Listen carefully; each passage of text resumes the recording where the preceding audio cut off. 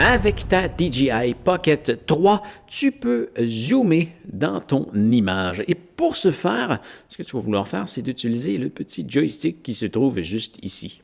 Donc, si tu le pousses vers le haut, ça devrait zoomer, mais là, oh, ben non, toi, ça ne zoome pas, ça tourne le stabilisateur de la caméra. Alors, ce qu'on va vouloir faire pour utiliser le zoom, c'est d'appuyer sur les petites flèches qui sont ici, un plus, un moins, avec un X, on appuie là-dessus.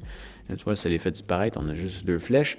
Et là, si j'utilise le joystick, je pousse vers le haut, et voilà, on zoome, on peut aller jusqu'à 2X, et si je le pousse vers le bas, eh ben, ça nous fait reculer.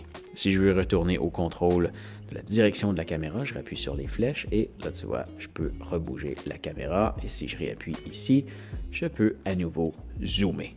Bon, maintenant que tu sais comment ça fonctionne, c'est pas une fonction que je te recommande d'utiliser. Je ne l'ai pas testé personnellement, mais habituellement, la qualité d'un zoom sur une caméra qui est... En fait, le truc, c'est un zoom numérique. Hein. Ça zoome sur le capteur. Il n'y a pas réellement un zoom de lentille qui se fait. Donc, tu peux faire exactement la même chose sur un logiciel de montage. Et généralement, quand on parle d'un zoom numérique sur une caméra, le résultat est plus beau quand on le fait sur un logiciel de montage. Peut-être que je me trompe, hein, je ne l'ai pas testé personnellement car je n'utilise jamais ce genre de zoom.